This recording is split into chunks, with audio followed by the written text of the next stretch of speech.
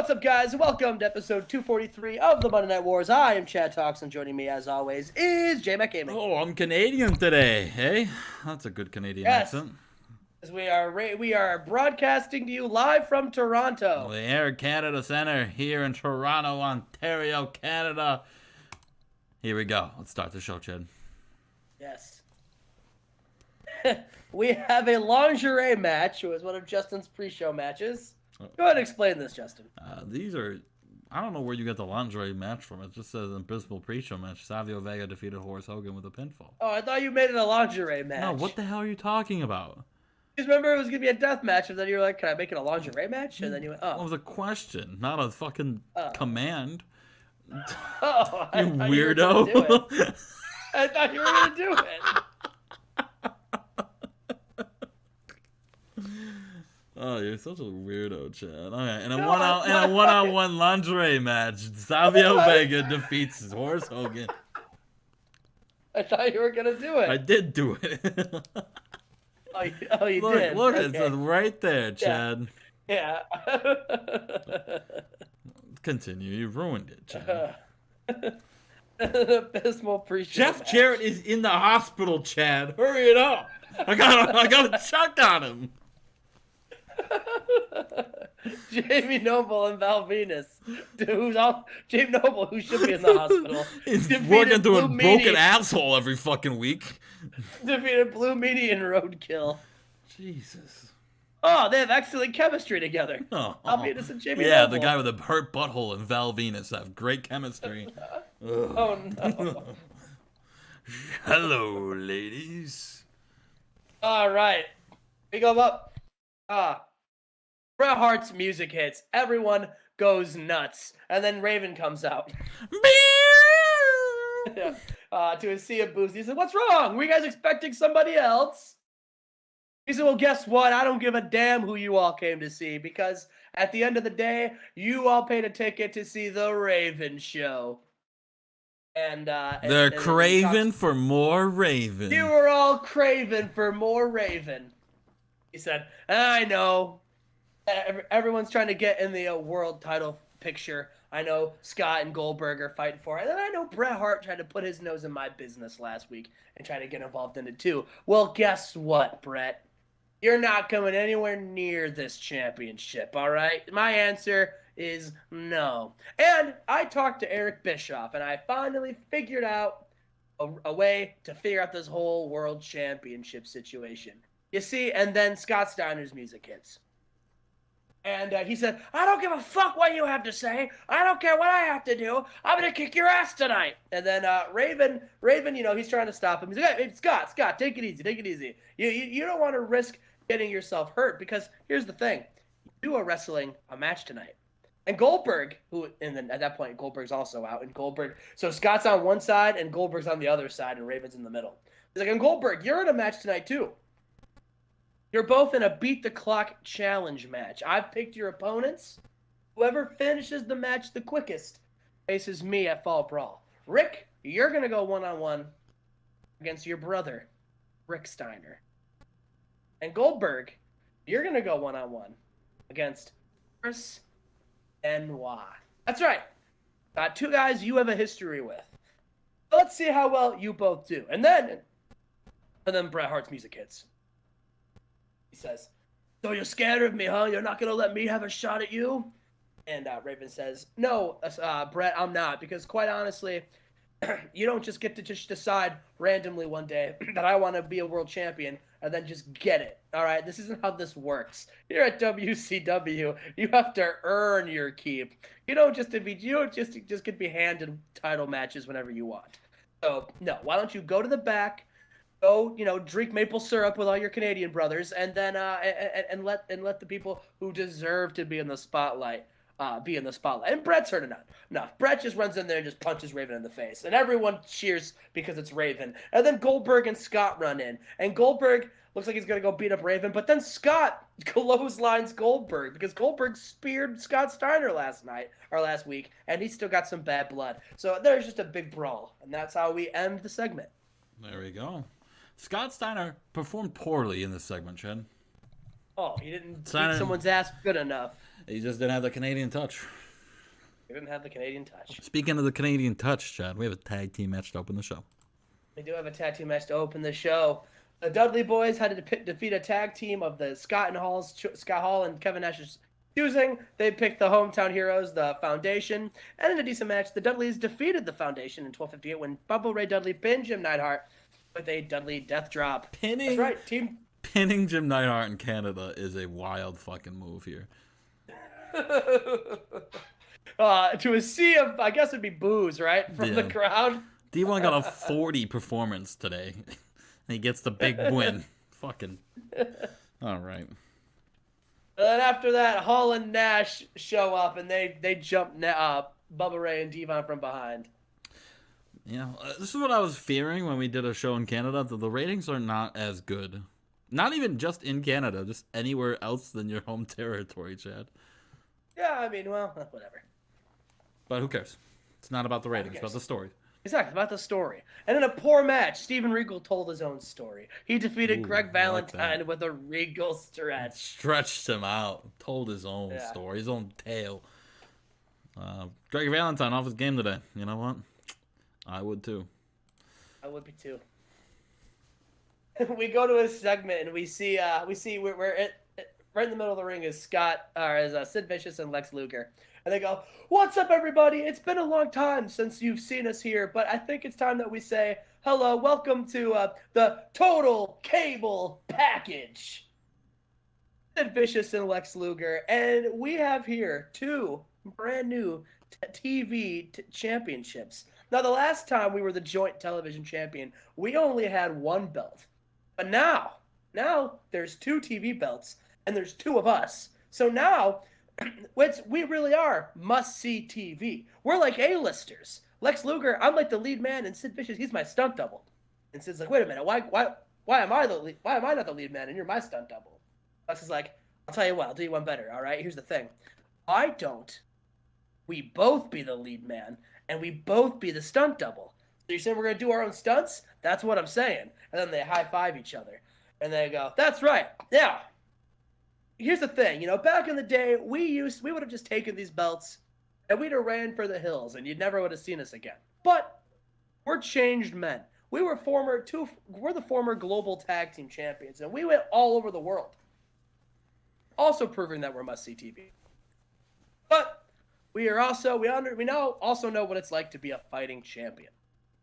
And listen, this was just our way of putting the challenge in the ear of the Macho Man Randy Savage. So Randy, come on out here, get in this ring, and come get your belts, and we'll see you at Fall Brawl, because we want a shot at these belts.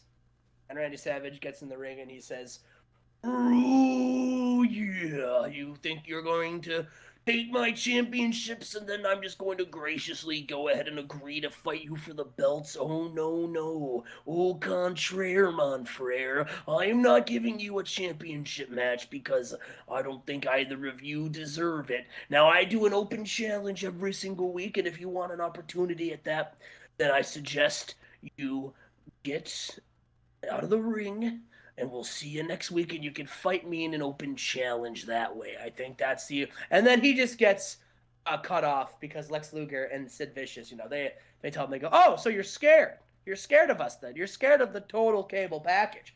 Can't say we blame you. I mean, we'd be scared too." And then Randy Savage takes off his glasses. And you don't tell Randy Savage he's scared of anybody.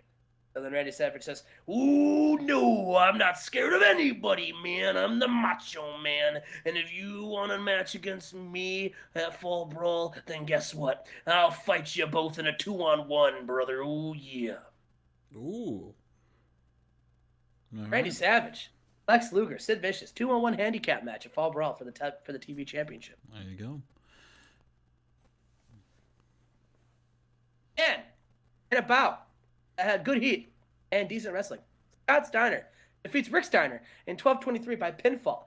This match would have been done probably about 2 minutes sooner. You see, he had the match about to be wrapped up, but Chris Benoit came from behind and he thwacked Scott Steiner, Justin, with brass knuckles. And it took 2 minutes for Scott to come to, and Rick Rick wasn't going to attack his brother because he was unconscious. He was worried about him. And Rick was being tracked down by the referee in the back, or not in the back, but by the turnbuckle, so the ref didn't see it. So, but it was those 2 minutes that it took, and Scott Steiner finally did win, but it took him 2 minutes, longer than it should have. Interesting. All right. We are backstage. Dreamer, he's in a terrible mood. He is absolutely dreading the stipulation of having to defend, to go be in a no disqualification hardcore match.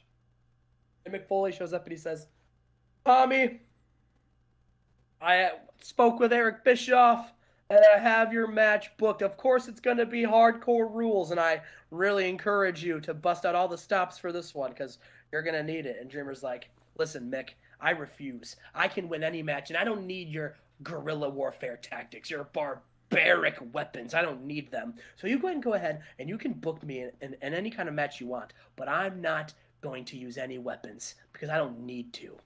And then Mick says, okay, well, I hope you're that confident. And then he just gets cut off. He says, I'm very confident. In fact, you know what, Mick? I'll tell you what. I'm so confident. Not only will I not use weapons in this match, but I'll put the global championship on the line because that's how confident I am. I'm going to win a clean match, a clean wrestling match in the main event, and I'm going to retain this global championship, defending it overseas in front of probably the second worst wrestler.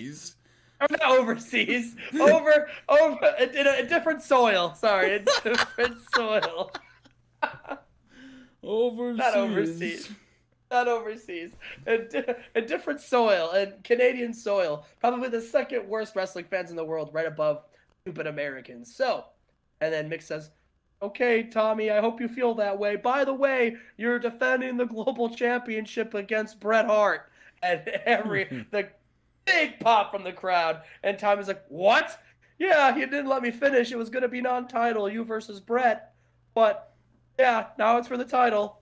Have a nice day. Damn, the hometown. Well, not the hometown boy, because he's from, not from Toronto, but Canadian's boy. Or Canadian, whatever. Doesn't matter. Bret Hart. He's not in the WCW World Heavyweight title picture, but he has a chance to win a global championship. Big day for Bret. And speaking of big days, we have a big day for Alex Wright. And in a poor match, Alex Wright defeats Saturn with an STF. This is like the third or fourth person in a row he's tapped out with the STF. Yeah, that is correct. You're right. Yes. There you go. They have great chemistry, and it showed in their performance, by the way. Oh, hell yeah. Good for them. We go backstage, Nash and Hall. They're like laughing over their attack on Bubba Ray and Devon. And Bubba Ray and Devon, they jump from behind and they beat the piss out of them. And get this, Justin, they 3D Kevin Nash through a table. Why would they do that? Because they got mad, they got jumped. Well, that's fair. I would be mad too. Yeah. All Who right. doesn't? Who likes being jumped? Well, half your roster, it seems like. they do it a lot. They do it a lot. All right, next segment here, Goldberg and Benoit, Chad. Yes. And Goldberg versus Benoit. And in a superb match, Goldberg defeats Benoit in, 10-26, Justin, with a spear. And this is the thing, right? This is Benoit. Benoit lost the match. But because of his attack on Scott Steiner, Goldberg wins the Beat the Clock challenge by 2 minutes. True. That is correct. So there you go. Goldberg winning the Beat the Goldberg Clock. Raven at Fall Brawl. And I'll tell you what, Scott Steiner is pissed. Not happy. Not happy. So much so that he beats the living piss out of Chris Benoit. Canadian hero Chris Benoit.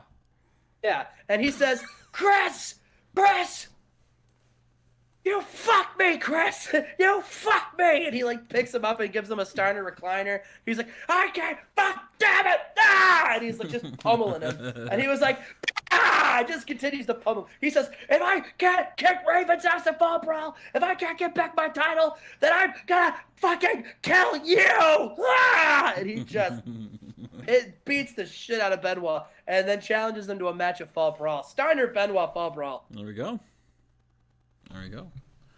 Poor Benoit. Oh, Dreamer, just not over in Canada. Oh, no. We're going to the ring. Dreamer shows up and he's channeling his inner ring legend. He shows up, and Justin, he's wearing like a Buddy Rogers, Ric Flair type robe. He like gets down there. He takes off his robe. He's wearing wrestling trunks and wrestling boots. He's looking like a genuine old school wrestling star. And he gets in the ring. He's amped up. And of course, Bret Hart's music hits. Big pop from the fans. And we go to the next segment. And in a decent match, Bret the Hitman Hart defeated Dreamer in 12:36 by with a sharpshooter and wins the WCW Global Championship. Yeah, they did not have good chemistry, and it made for an awkward bout, so that did not help. That is unfortunate, to say the least. Yeah, it's just not a good look right there. That is not great. But Bret Hart, with the fans, celebrates with his newly won Global Championship. Indeed. 77. Well, that sucks. It was better than what I thought it would be, to be honest with you. It was doing good. I think it was doing good until the Dreamer entrance. I mean, the main event only got a 71. The fact that you got a 77 out of this fucking show is beyond me. Yeah. But we got a new global champion, brother. Bret Hart. Yeah, I'm going to be honest with you, Chad. That's the only title I don't care about on that show. It's not even on your show. You got to borrow it. The global championship. Wrestles all over the world. Yeah, does he?